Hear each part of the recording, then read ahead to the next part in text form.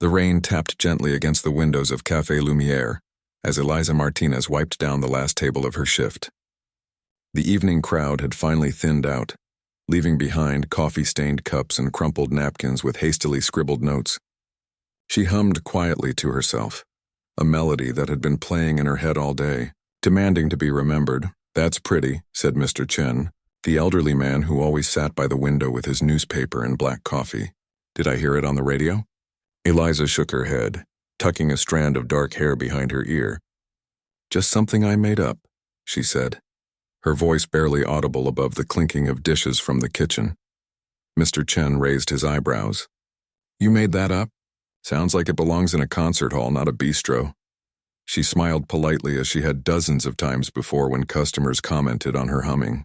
Music was her private world, one she wasn't ready to share beyond casual moments like these. For the past 3 years, Eliza had worked the evening shift at Café Lumière, a small bistro tucked between an art gallery and a bookshop in the city's arts district.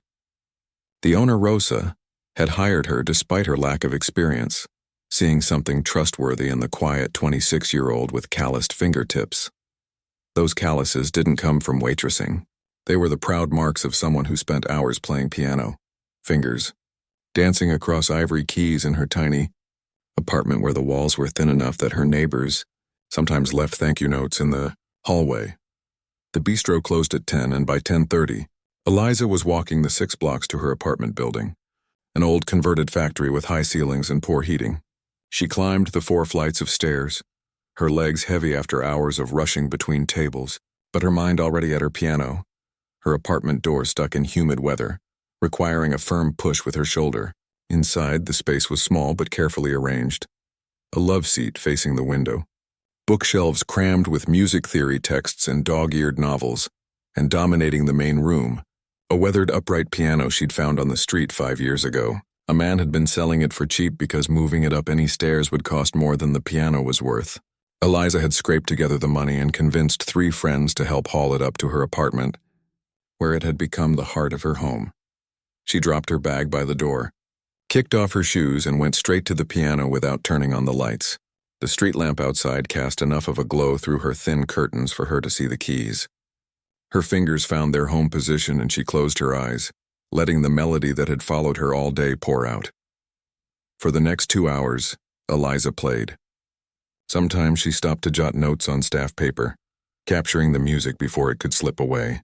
Other times she played continuously, lost in the emotional landscape she created. This was her real life. The bistro just paid the bills. The next morning, Eliza woke to sunlight streaming through her window and the familiar sounds of the city beginning its day. She had fallen asleep on the love seat, staff papers scattered around her. Looking at what she'd written, she felt that familiar mix of pride and uncertainty. The music sounded beautiful to her, but would anyone else understand it? Did that even matter? She tucked the music into a folder already bulging with compositions and got ready for her day. Thursday mornings meant grocery shopping and laundry before her evening shift. At the bistro that evening, Eliza moved through her routine with practiced ease, filling water glasses, taking orders, delivering steaming plates of Rosa's famous risotto. The background music came from an old CD player behind the counter, playing the same jazz compilation they'd had on rotation for months. Occasionally, when the bistro was nearly empty, Rosa would let their regular pianist, an elderly man named Louis, play for an hour or 2 on the small upright tucked in the corner. "Eliza, can you cover tables 6 and 8? "Danny called in sick," Rosa said, her hands full with a tray of desserts. Though in her 60s, Rosa moved with the energy of someone half her age, her silver-streaked hair always pulled back in a neat bun. "No problem," Eliza replied, already adjusting her mental map of the dining room. The bistro wasn't large, just 12 tables, but on busy nights every server had to move like clockwork. By 8 o'clock, the dinner rush had hit its peak. The bistro hummed with conversation and laughter, the kitchen door swinging continuously as dishes came out. Eliza balanced 4 plates along her arm, a skill she'd perfected over countless shifts. "Excuse me," called a woman from table 9. "Is Louis playing tonight? We came especially to hear him." "I'm sorry.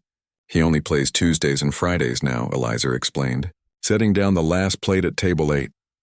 "That's too bad," the woman said, disappointment clear in her voice. We're only in town until tomorrow. As Eliza headed back to the kitchen, she heard Rosa on the phone, her voice rising with concern. When she hung up, her expression was troubled. Everything okay? Eliza asked, loading her tray with dirty dishes. Rosa sighed heavily. That was Louis's daughter. He fell this morning and broke his wrist. He won't be playing for at least 6 weeks. She glanced toward the corner where the piano sat silent. And we have that private event tomorrow night. The birthday girl specifically requested live piano music. Eliza busied herself with arranging cups on her tray, hoping Rosa wouldn't notice the way her heart had suddenly picked up speed. I could try to find someone else, but on such short notice, Rosa continued, more to herself than to Eliza. The words formed in Eliza's throat but stuck there. She'd never played for an audience before, not a real one anyway. Just neighbors through thin walls and the occasional friend who stopped by. Rosa went back to the kitchen, leaving Eliza staring at the piano. She finished her tables and then, during a lull, found herself drifting toward the instrument. She lifted the cover over the keys, running her fingers lightly over them without pressing down. I didn't know you played, came Rosa's voice, making Eliza jump back as if caught doing something wrong. I do, but not for people, she stammered. Rosa tilted her head, studying Eliza with new interest. How well do you play? Eliza shrugged, uncomfortable under the scrutiny. I've played since I was little, but just for myself. The dinner rush picked up again, and the conversation was forgotten until closing time. As they were finishing cleanup, Rosa appeared next to Eliza with something in her hand. It was Eliza's notebook, which she sometimes scribbled in during breaks. You left this in the back, Rosa said, but her expression told Eliza she had seen inside. The notebook contained grocery lists and work schedules, but also fragments of melodies and chord progressions. Did you write these? Rosa asked, pointing to the music notations. Eliza nodded, heat rising to her face. Play something for me, Rosa said, nodding toward the piano. Just one piece. The bistro was empty now, chairs stacked on tables for the night cleaning. There was no one to hear her except Rosa, who was looking at her not with pressure but with genuine curiosity. Eliza sat at the piano, her hands trembling slightly as they hovered over the keys. She began with something simple, a piece she'd composed years ago about rainfall on her window. As she played, the familiar calm of music washed over her. The notes rose and fell, telling the story of water droplets racing down glass panes and the cozy feeling of being inside while a storm raged. When she finished, the bistro was utterly silent. She turned to find Rosa watching her with wide eyes. Eliza, Rosa said softly, that was beautiful. Where did you learn to play like that? My grandmother taught me the basics, Eliza explained. The rest I figured out on my own. Rosa nodded slowly, then seemed to make a decision. Our event tomorrow night, it's for a regular customer's daughter. Turning 16. They're expecting music, she paused. Would you consider filling in for Louis? Just this once? Panic fluttered in Eliza's chest. Playing alone was one thing. Playing while people watched, judged, possibly even ignored her, that was something else entirely. I don't know if I can, she said honestly. The event starts at 7, Rosa continued, as if Eliza hadn't spoken. You could play your own music. Clearly it's good enough. Better than good. She touched Eliza's shoulder gently. Think about it. I'll pay you extra, of course. That night, Eliza barely slept. She paced her small apartment, occasionally sitting at the piano to play fragments of pieces she might perform if she agreed to Rosa's request. By morning, dark circles shadowed her eyes, but she had made her decision. When she arrived at the bistro the next evening, an hour before her shift, Rosa looked up hopefully. I'll do it, Eliza said before she could lose her nerve. But I can't promise it will be good. Rosa smiled widely. It will be wonderful. I've already heard you, remember? She gestured to the piano. Take some time to practice if you want. We won't open for the party until 7. Alone in the bistro, Eliza sat at the piano that was so different from her own. This one was well maintained, its tone bright and clear. She began to play softly, testing how it responded to her touch, growing more comfortable with each minute. By the time the first guests arrived, Eliza had retreated to the break room, her heart pounding. She changed from her server uniform into the simple black dress Rosa had lent her. As the bistro filled with the birthday girl and her friends and family, Eliza watched from the kitchen, wondering if she could really go through with this. "It's time," Rosa said, appearing at her side. "Just play like you did for me. Pretend no one else is here." Eliza walked to the piano on legs that felt disconnected from her body. A few people glanced her way, but most were engaged in conversation, paying her little attention. She sat down, took a deep breath, and began to play. The first notes were hesitant, her fingers stiff with nerves. But gradually, as she always did, she fell into the music. The conversations around her continued, creating a gentle backdrop to her playing. No one was staring or judging. They were simply enjoying the atmosphere she was creating. Halfway through her second piece, Eliza realized something surprising. She was enjoying herself. There was a unique pleasure in sharing her music, in watching it become part of other people's experience. She played for nearly an hour, moving through her compositions with growing confidence. When she finally took a break, Rosa handed her a glass of water, her eyes shining. "I knew it," she said quietly. "I knew you were hiding something special." The birthday girl's father approached, thanking Eliza for the beautiful music. "It made the evening perfect," he said. As the night continued, something shifted in Eliza. Each compliment, each smile directed her way, chipped away at the wall she'd built around her music. By the time the last guest left, she felt lighter somehow, as if sharing her gift had freed rather than diminished it. "Same time next Friday?" Rosa asked as they locked up the bistro. "Louis won't be back for weeks, and I think our customers would love to hear more." Looking at the piano, now silent in the dimmed lights of the closed bistro, Eliza nodded. The thought of playing again brought excitement rather than dread. "Yes," she said, "I'd like that." As she walked home that night, the melodies in her head seemed brighter somehow, ready to be shared rather than hidden away. Her private passion had found a new home at Café Lumière, and though she didn't know it yet, this was just the beginning of her journey from waitress to something more. Word about Eliza's piano playing spread quickly among the regulars at Café Lumière. What started as a one-time fill-in performance had become a Friday night tradition over the past month. Rosa had even printed small table cards announcing live piano music by Eliza Martinez, Friday evenings from 7:10. The first time Eliza spotted the cards, she nearly dropped a tray of water glasses. Seeing her name in print made her talent suddenly feel official in a way that both thrilled and terrified her. Rosa had noticed her reaction and squeezed her shoulder gently. "Too much?" she'd asked. Eliza had shaken her head. "No, it's just strange to see myself described that way. As a musician? That's what you are, whether you're ready to admit it or not."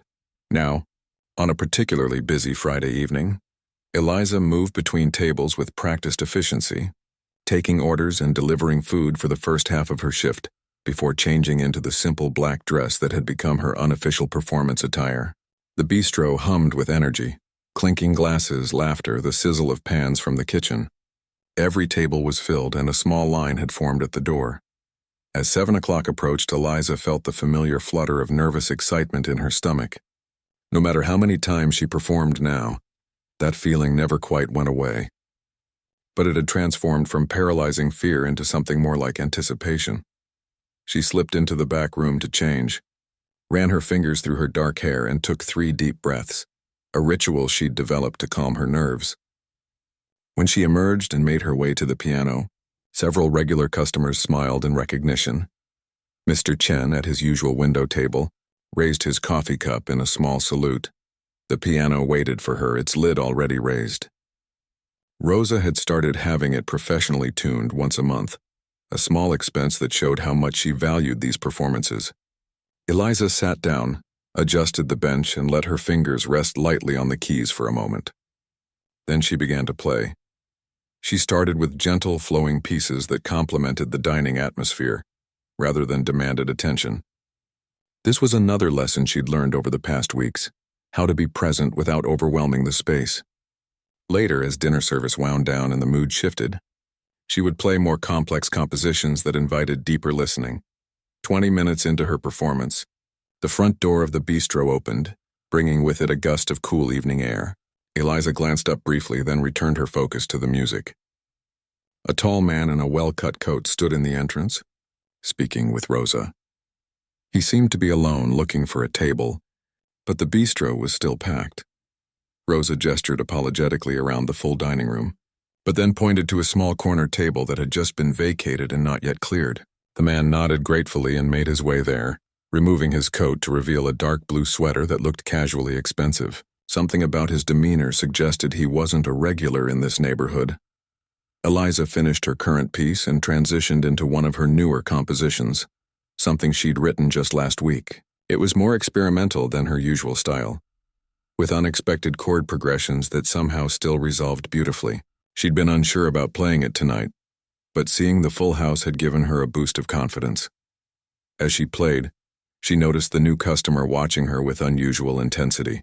Most diners enjoyed the music as background to their conversations, occasionally pausing to listen more closely before returning to their meals. This man was different. He had declined a menu from the server, ordering only a glass of wine, and now sat completely still, his attention fixed entirely on her playing. Under his gaze, Eliza felt her hands grow slightly damp. She focused on the keys, trying to lose herself in the music as she usually did. Gradually, his scrutiny faded from her awareness as the composition carried her forward. When she finished that piece, a smattering of applause broke out, something that still surprised her every time it happened. She acknowledged it with a small nod, and was about to begin another piece when she noticed the man in the blue sweater walking toward the piano. "Excuse me," he said, his voice low and pleasant. "I don't mean to interrupt, but I had to tell you how extraordinary that last piece was. Did you compose it yourself?" Eliza nodded, uncomfortable with direct praise but trying not to show it. "Yes, thank you." "I'm Julian Reed," he said, extending his hand. When she hesitated, he added, "I promise I'll let you get back to playing. I just wanted to introduce myself." She shook his hand briefly. "Eliza Martinez." "I know," he said with a small smile, gesturing to the table card. "I'm in town for a music conference, and I just stopped in for a late dinner. I wasn't expecting to hear something so original. Do you play here often?"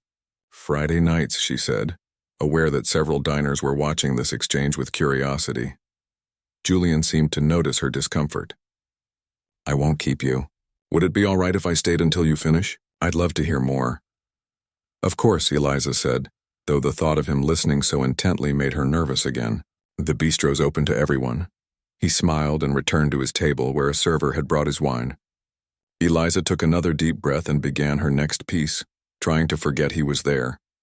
For the next hour she played steadily, moving through her repertoire of original compositions. Despite her initial nervousness, she found herself playing with particular clarity and emotion, perhaps unconsciously responding to having such an attentive listener. By the time she took her customary break at 8:30, the dinner crowd had thinned somewhat, though Julian Reed remained at his corner table. Now, with a small plate of food Rosa had apparently convinced him to order. In the back room, Rosa handed Eliza a glass of water. "Who's your fan?" she asked with a knowing smile. "Just some guy who likes music," Eliza replied, though something told her that wasn't the whole story. "He said he's here for a conference." Rosa raised an eyebrow. "Well, he hasn't taken his eyes off that piano since you started playing. And he asked me if you perform anywhere else." Eliza nearly choked on her water. "What did you tell him?" "The truth, that you're our hidden treasure." Rosa patted her arm. "Don't worry, I didn't give him your life story. But he seems genuinely interested in your music." When Eliza returned to the piano, Julian nodded to her from his table, that same intense focus in his eyes. She played for another 45 minutes, ending with a piece she'd composed years ago that remained one of her favorites, a complex, emotional work that always left her feeling slightly drained but satisfied. As the last notes faded, the remaining diners applauded more enthusiastically than usual. Eliza stood and gave a small bow, still not entirely comfortable with this ritual but accepting that it was part of performing. She helped Rosa and the other staff with closing duties, aware that Julian had settled his bill but remained seated, seemingly waiting for something. As the last customers filed out and the cleaning began in earnest, he approached the piano again. "I hope you don't mind my waiting around," he said. "I wanted to speak with you without interrupting your performance." Eliza set down the cloth she'd been using to wipe tables. "Is something wrong?" Julian laughed softly. "Quite the opposite. I should have mentioned earlier, I'm a music producer. I work with a small label that specializes in piano compositions and instrumental work." Eliza felt a strange buzzing in her ears, as if the world had suddenly shifted slightly off its axis. "Oh," was all she could manage. "The piece you played right before your break, the one with that unusual minor seventh resolution. I've never heard anything quite like it." "Where did you study?" She shook her head. "I didn't, not formally. My grandmother taught me the basics when I was little, and I just kept playing." Julian's eyebrows rose. "You're self-taught? That's even more remarkable." He reached into his coat pocket and produced a business card. "I'd like to talk to you about your music if you're willing. About recording it professionally." Eliza stared at the card without taking it. The logo of Reed Productions was embossed in simple black text, along with Julian's name and contact information. "I don't understand," she said finally. "You want to record my piano playing?" "I want to record your compositions," he corrected gently. "What I heard tonight wasn't just good playing, though your technique is certainly impressive. It's your writing that caught my attention. Those pieces deserve to be heard by more people than can fit in this bistro." Rosa, who had been pretending not to eavesdrop from behind the counter, could no longer contain herself. "Take the card, Eliza," she called. "At least hear what the man has to say." Julian smiled at Rosa, then turned back to Eliza.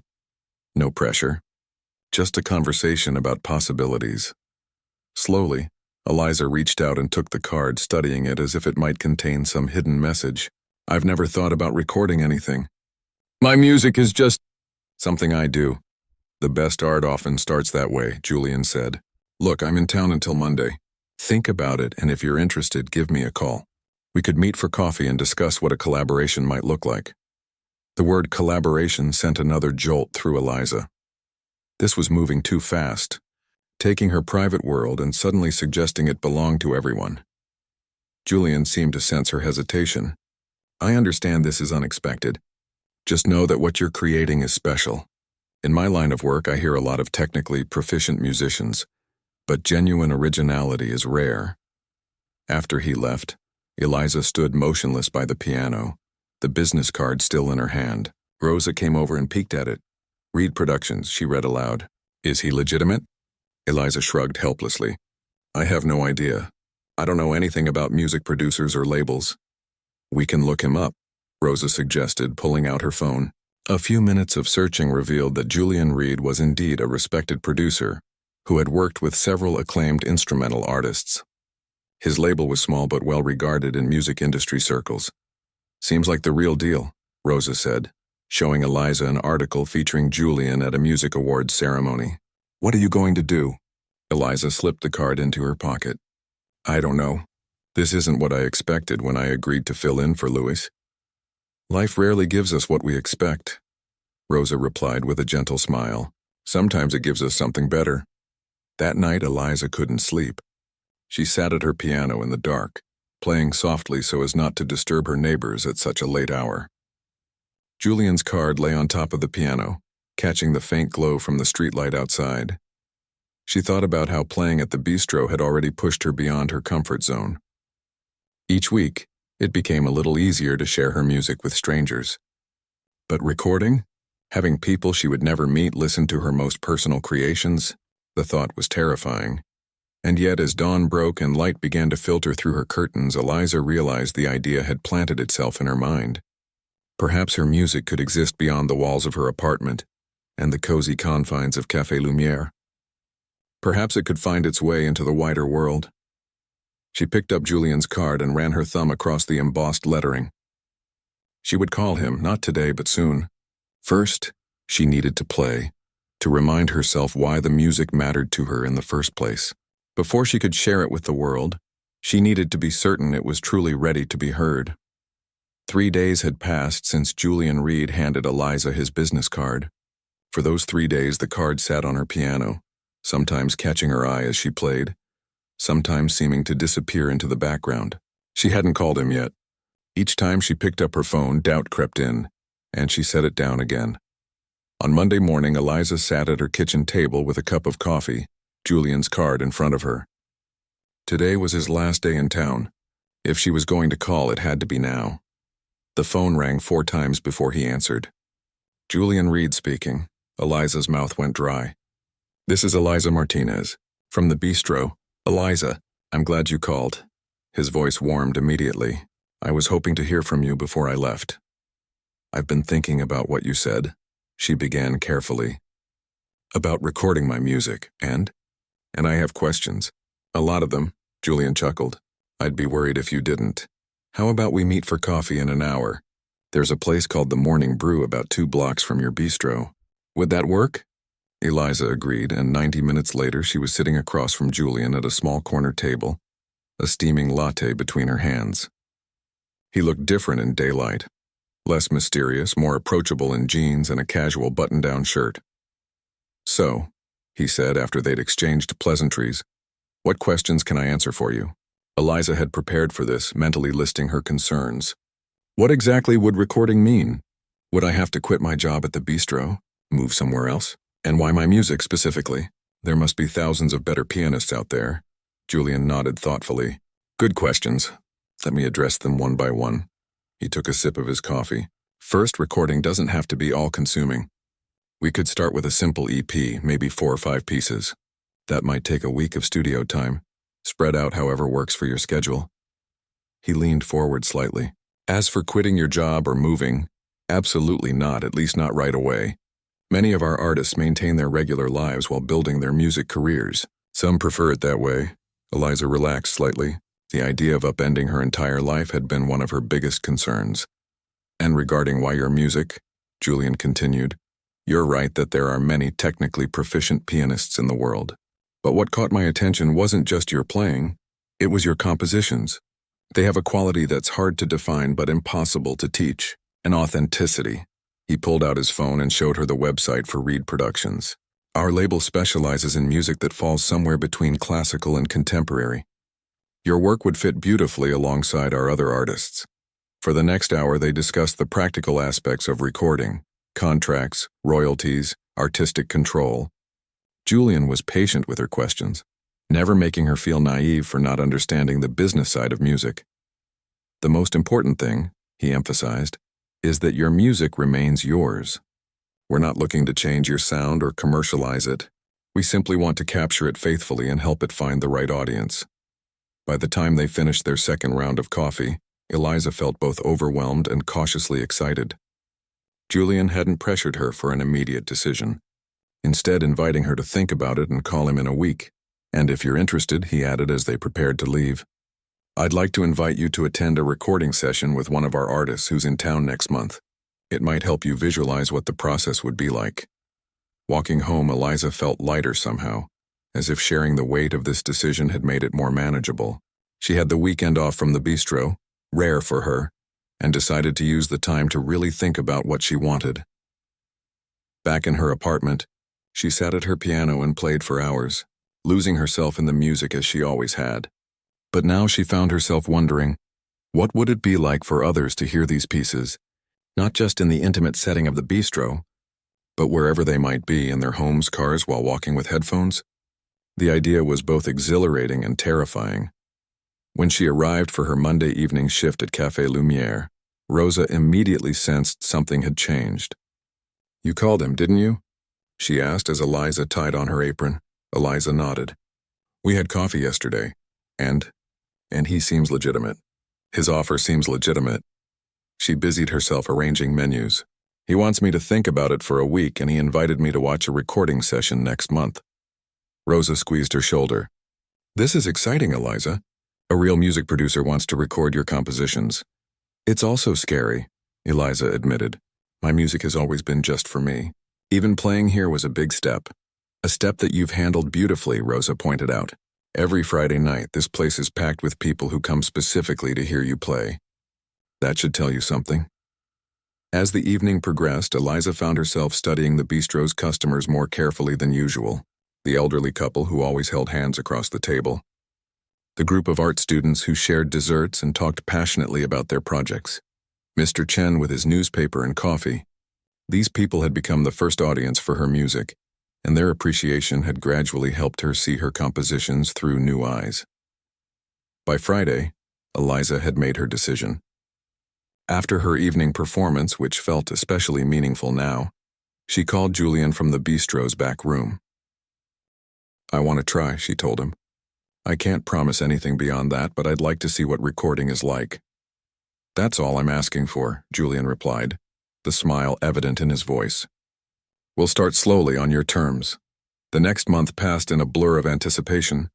Eliza continued her regular shifts at the bistro, her Friday performances now tinged with a new energy. She practiced more deliberately, refining the pieces she might want to record. Julian called weekly, each conversation helping to demystify the process ahead. When the day came to observe the recording session, Eliza took a day off from the bistro and made her way to a converted warehouse on the other side of town. The studio occupied the entire top floor, a vast space divided into several rooms with glass walls. Julian met her at the entrance, clearly pleased that she had come. "Perfect timing," he said. "Lisa just finished her warm-up. She's recording a piece for her second album today." He led Eliza into a control room where a sound engineer sat before an impressive array of equipment. Through the glass, she could see a woman about her age seated at a grand piano far more magnificent than anything Eliza had ever played. "That's a Steinway Model D," Julian explained, noticing her wide eyes. "One of the finest concert grands in existence." For the next 3 hours, Eliza watched in fascination as Lisa played the same piece multiple times, each take slightly different. The sound engineer and Julian would occasionally speak to her through a microphone, suggesting subtle adjustments. The attention to detail was both intimidating and inspiring. During a break, Julian introduced Eliza to Lisa, who was refreshingly down-to-earth despite her obvious talent. "First time in a studio?" Lisa asked with a knowing smile. Eliza nodded. "It's more involved than I expected." "It can be intense," Lisa agreed. "But there's something magical about the process. Hearing your music come alive in this space." She gestured around the studio. "It's worth the effort." They chatted for a few minutes about their musical backgrounds. Unlike Eliza, Lisa had formal training, but she spoke admiringly of Eliza's self-taught approach. "Sometimes education can put you in a box," she said. "You've developed your own voice without those constraints. That's rare." By the time Eliza left the studio that afternoon, her mind was buzzing with possibilities. The recording environment had been more demanding than she anticipated, but also more collaborative. Julian had been respectful of Lisa's vision while still offering valuable guidance. Perhaps it could work for her music too. That night, she called Julian and officially agreed to record an EP. They scheduled sessions for the following month, arranged around her bistro shifts. Julian promised to send over a contract for her to review with a lawyer if she wished. "We're going to take good care of your music, Eliza," he assured her. "This is just the beginning." When she shared the news with Rosa the next day, her boss's eyes filled with tears. "I knew you were special from the moment I heard you play," she said, pulling Eliza into a tight hug. "This bistro was just a stepping stone." "I'm not leaving," Eliza insisted. "The bistro is still my home." Rosa patted her cheek affectionately. "Of course, dear. But your music deserves a bigger stage than our little corner." Word spread quickly among the bistro's regular customers. The following Friday, her performance attracted the largest crowd yet. Someone had placed a handmade sign near the entrance. "Hear her before she's famous." Eliza had asked Rosa to take it down, mortified by the attention, but secretly touched by the support. As the date of her first recording session approached, Eliza spent every spare moment at her piano, perfecting the 5 pieces she had selected. They represented different phases of her life, from the rainfall composition she'd played for Rosa that first night, to her most recent work, a complex piece inspired by the bustling energy of the bistro itself. The night before her studio debut, Eliza couldn't sleep. She paced her small apartment, doubt creeping in despite her preparations. Was she really ready for this step? What if her music didn't translate to a professional recording? What if Julian realized he'd made a mistake? At dawn, exhausted but too anxious to rest, she sat at her piano one last time before heading to the studio. Instead of practicing her selected pieces, she simply played whatever came to mind, a stream of consciousness improvisation that reflected her swirling emotions. As the morning light filled her apartment, a strange calm settled over her. This was still her music, her voice. The recording studio might be unfamiliar territory, but the piano, any piano, was home. She arrived at the studio 10 minutes early, clutching a folder of her handwritten compositions. Julian greeted her with a reassuring smile and introduced her to the sound engineer, a kind-faced woman named Trini, who immediately put Eliza at ease with her warm manner and technical expertise. "Today is just about getting comfortable," Julian explained, as he led Eliza to the piano room. "We'll record a few takes, but there's no pressure to get everything perfect right away." The Steinway waited for her, gleaming under the studio lights. Eliza approached it slowly, almost reverently, running her fingers lightly over the polished wood before sitting down. "Take your time," Julian said from the doorway. "Get to know the instrument. I'll be in the control room when you're ready." Left alone with the magnificent piano, Eliza closed her eyes and took a deep breath. Then she began to play a simple scale, testing the action of the keys, the responsiveness of the pedals. The sound was unlike anything she'd experienced before, rich and resonant, capturing every nuance of her touch. Gradually, she transitioned from scales to fragments of her compositions, feeling the music flow more freely with each passing minute. By the time Julian's voice came through the speakers asking if she was ready to begin, Eliza had forgotten her nervousness. There was only the piano, the music, and the chance to share it beyond the walls of Café Lumière. "I'm ready," she said, arranging her first composition on the music stand. And as she played the opening notes, Eliza realized that this wasn't an ending to her time at the Bistro, but rather the beginning of something new, a chance for her musical brilliance to reach ears she would never see, but who might find in her notes the same comfort and joy that she had always found at the keys. The first 3 days of recording had gone better than Eliza could have hoped. Despite her initial nervousness, she had quickly adapted to the studio environment. The magnificent Steinway responded to her touch like a living thing, and Trini, the sound engineer, had a gift for capturing the nuances of her playing. By the 4th day, however, something had changed. Eliza sat at the piano, her fingers hovering over the keys as Julian's voice came through the speakers for the 12th time that hour. "Let's try again, but with a bit more emotion in the middle section. It's coming across as too technical." Eliza took a deep breath, trying to hide her frustration. This particular piece, one she'd composed during a rainstorm 2 years ago, had always been the most personal in her collection. At the Bistro, customers would often fall silent when she played it, caught in its spell. But here in the sterile studio, under the bright lights and Julian's increasingly specific direction, the music felt different somehow, constrained. "Maybe we should take a break," Julian suggested, sensing her tension. "We've been at this for 3 hours straight." Eliza nodded gratefully and stepped out into the hallway. She needed air, space to clear her head. The studio building had a small rooftop garden that Julian had shown her on her first day. She made her way there now, emerging into the late afternoon sunlight. The city spread out before her, a tapestry of buildings and streets. Somewhere in that landscape was Café Lumière, probably filling with the early dinner crowd. For the first time since beginning this recording journey, Eliza felt a sharp pang of homesickness for the bistro's warm, cluttered atmosphere. The door opened behind her. "Mind some company?" Julian asked. She shook her head and he joined her at the railing. "Something's bothering you," he said after a moment. It wasn't a question, Eliza sighed. "The piece isn't working. I can feel it." "It's working fine," Julian assured her. "We just need to refine—" "No," she interrupted, surprising herself with her firmness. "It's not. At least not the way it should." She turned to face him. "When I play at the Bistro, the music just flows. Here, it feels like we're trying to polish it until it shines, but we're actually wearing away what makes it special." Julian was quiet for a long moment, considering her words. "You might be right," he admitted finally. "Studio recording is a different animal. Sometimes the very process that's meant to perfect a performance can drain it of life." He leaned against the railing. "So what do you suggest?" The question caught her off guard. In her limited experience with recording, Julian had always been the one making suggestions, guiding the process. Now he was asking for her input. "I don't know," she said honestly. "I just know that what we're doing isn't capturing the heart of the music." They stood in thoughtful silence as the sun began its descent toward the horizon. Then Julian straightened suddenly, an idea lighting his face. "What if we brought the studio to the Bistro?" "What do you mean?" "Remote recording. We bring our equipment to Café Lumière after hours. You play on the piano you're used to, in the space where your music was born." He grew more animated as he spoke. "We'd need to control the acoustics a bit, but Trini could make it work. And more importantly, you'd be in your element."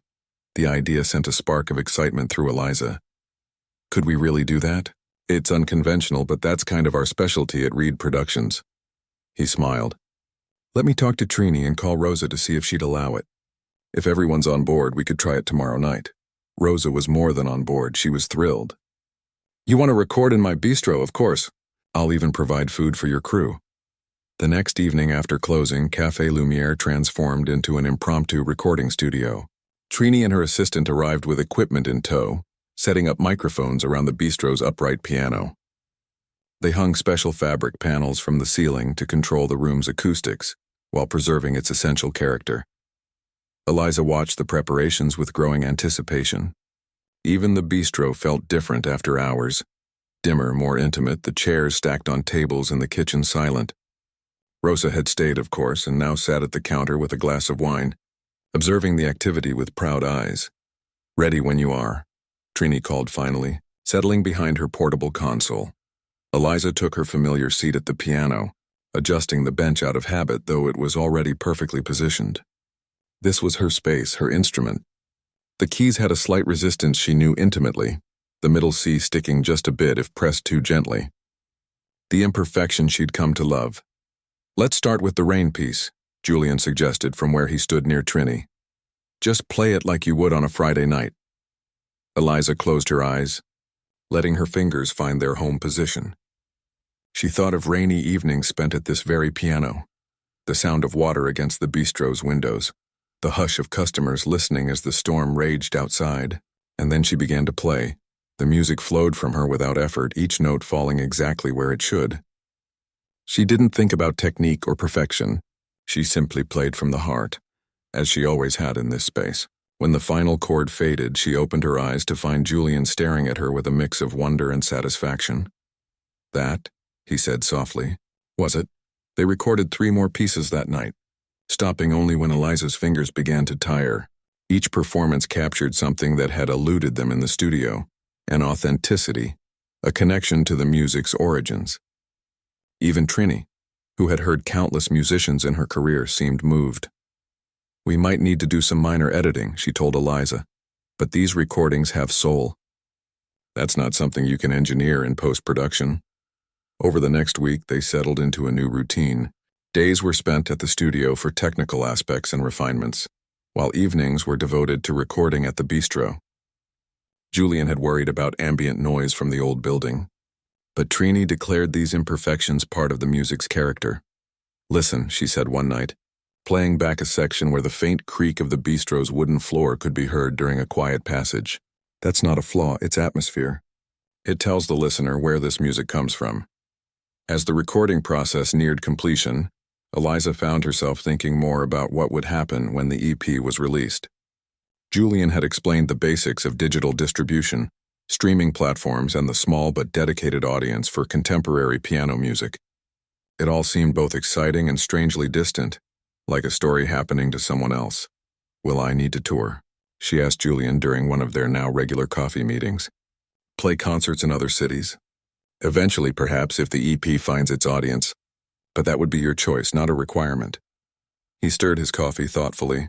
Some of our artists prefer to remain relatively anonymous, letting the music speak for itself. Others embrace the performance aspect. You'll figure out what feels right for you. The idea of performing in actual concert venues with people who had paid specifically to hear her play was both thrilling and terrifying. Her Friday nights at the bistro had gradually made her comfortable playing for an audience. But that was different. The bistro crowds were eating, chatting, living their lives with her music as a backdrop. A concert would mean being the sole focus of attention. One step at a time, Julian reminded her, seeing the concern on her face. Let's finish the EP first. The final recording session took place on a rainy Tuesday night, mirroring the weather that had inspired Eliza's most personal composition.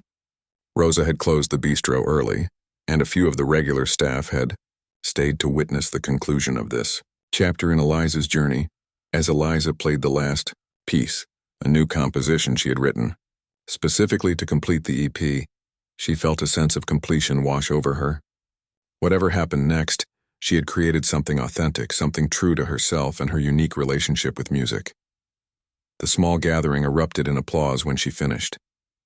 Even Trini stepped out from behind her equipment to join in. Julian approached the piano with a wide smile. "That's a wrap," he announced. "Eliza Martinez's debut EP is officially recorded." Rosa appeared with a bottle of champagne and paper cups for everyone. "A toast," she declared once all cups were filled. "To our Eliza, whose music will now travel far beyond these walls." Eliza blushed at being the center of attention but raised her cup with the others. "And to Café Lumière," she added, "where it all began." The weeks that followed were filled with new experiences. Eliza listened to the mixed and mastered versions of her recordings, marveling at how Trini had preserved the warmth and intimacy of her playing while enhancing its clarity. Julian walked her through the process of selecting cover art. They eventually chose a simple, elegant image of piano keys visible through a rain-streaked window, and deciding on a title for the EP. "Notes from the Bistro," Eliza said without hesitation. "It has to be that." Julian nodded approvingly. "Perfect." Life at the Bistro continued as normal, though Eliza noticed subtle changes in how customers responded to her Friday performances.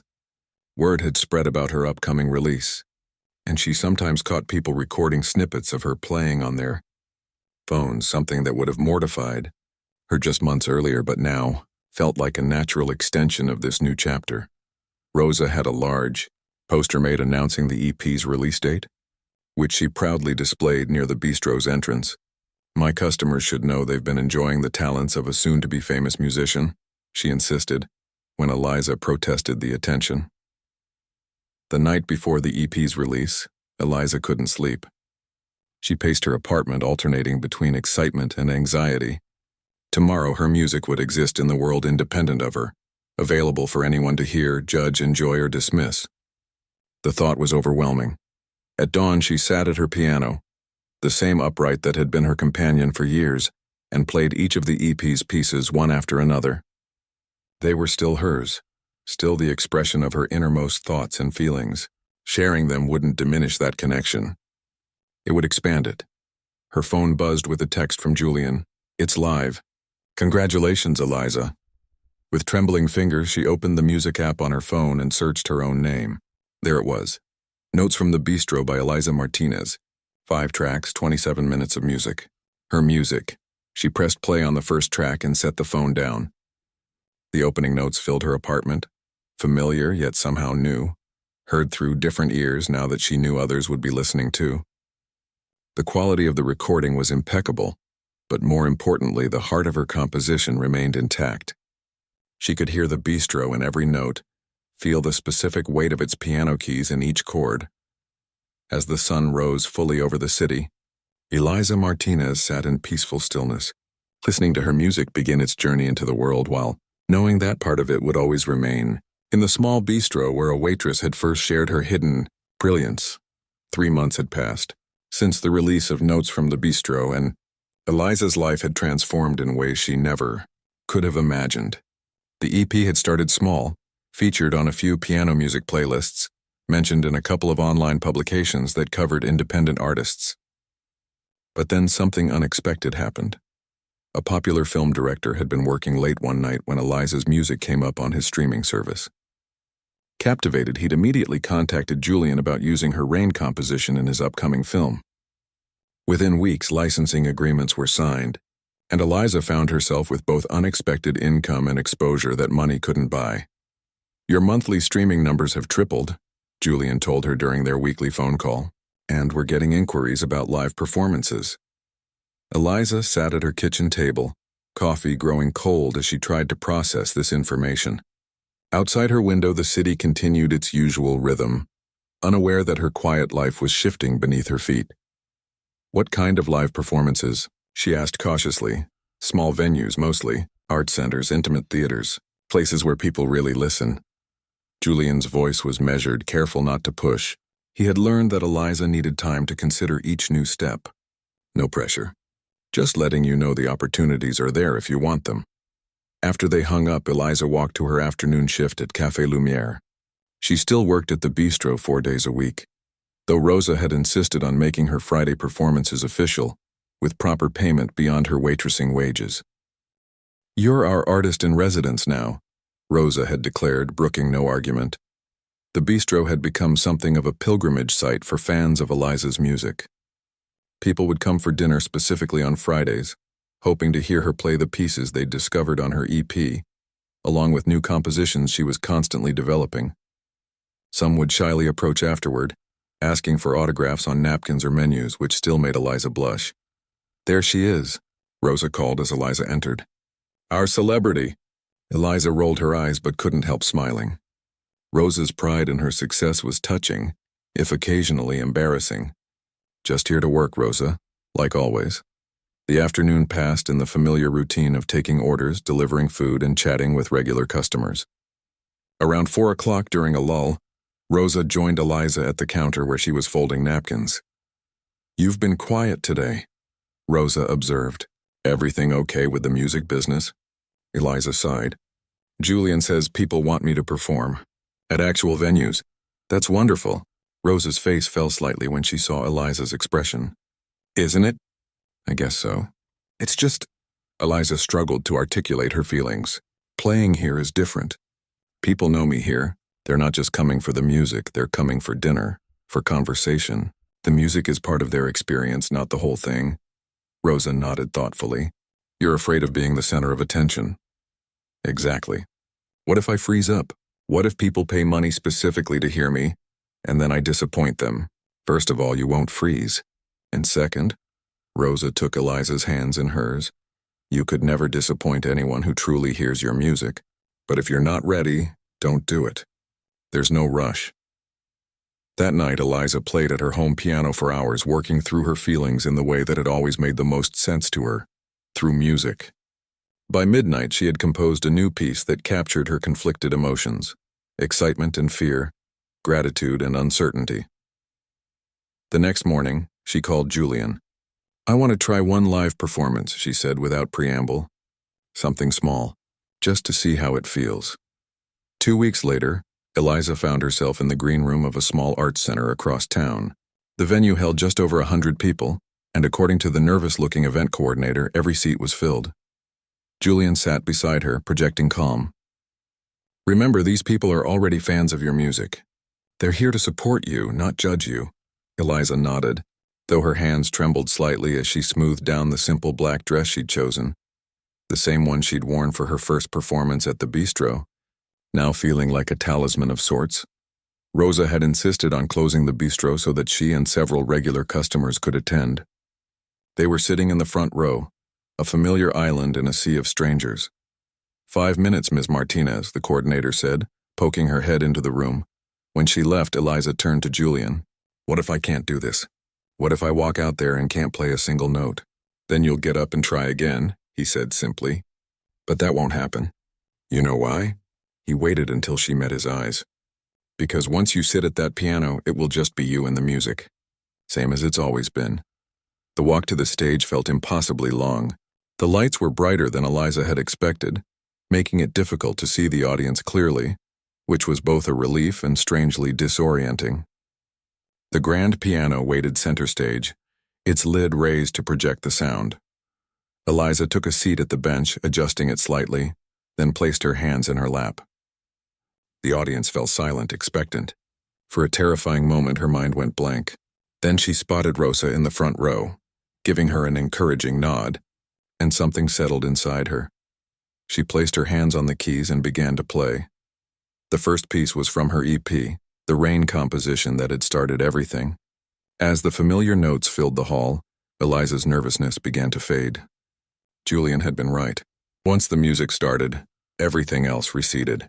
She moved through her set list with growing confidence, occasionally introducing a piece with a few quiet words about its inspiration. For her final number, she played the new composition she'd written after learning about the performance opportunities, the one that expressed her conflicted feelings about this new chapter in her life. As the last notes faded, there was a moment of complete silence before the audience erupted in applause.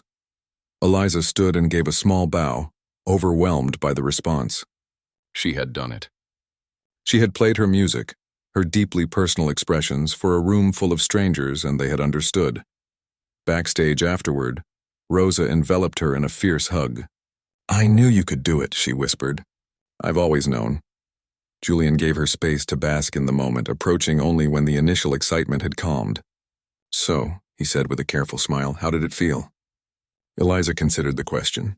Different from the bistro, more intense, but also right somehow. In the weeks that followed, Eliza gradually accepted more performance opportunities, each one building her confidence. She developed a routine that balanced her bistro shifts, recording sessions for new material and occasional concerts. Julian was careful not to overwhelm her schedule, understanding that she needed time to create and to maintain the connections that grounded her. 6 months after her debut EP's release, Eliza received an unexpected letter. It was from the owner of the building that housed Café Lumière, informing Rosa that he was selling the property. The new owners planned to convert the space into an upscale cocktail bar. The bistro had 60 days to vacate. Rosa was devastated. 30 years in this location, she said, voice thick with emotion as she shared the news with her staff. I'm too old to start over somewhere else. Eliza felt a cold shock at the thought of losing the bistro, not just her job, but the place where her music had first found an audience, the space that had shaped her compositions in countless ways. That evening, she called Julian. I need your advice, she said, explaining the situation. Is there anything we can do? Julian was quiet for a moment. How much is the building owner asking? More than Rosa could ever afford. More than any restaurant could justify for that location, really. What about a restaurant and music venue combined? Julian asked thoughtfully. The bistro already has a following for your performances. What if we formalize that aspect? We? Eliza repeated. I've been thinking about expanding Reed Productions into live events, small, intimate spaces where musicians can connect directly with audiences. It could start with you, but eventually showcase other artists as well. Eliza's mind raced with possibilities. You mean buy the building? Turn Café Lumière into some kind of music venue? Not exactly. I mean, keep it as Café Lumière, with Rosa still running the food side, but expand the music program beyond just your Friday nights. We could renovate slightly. Better acoustics, proper stage lighting, maybe a few more tables. The idea took root in Eliza's imagination immediately. A place where people come for both the food and the music, where they belong together, just like they always have for me. They arranged a meeting with Rosa the next day. Initially skeptical, she warmed to the proposal as Julian outlined the business model and assured her she would maintain creative control over the bistro operations. So I'd still be the boss in my kitchen? She asked, eyebrow raised. Julian laughed. Absolutely. I wouldn't dare interfere with your risotto recipe.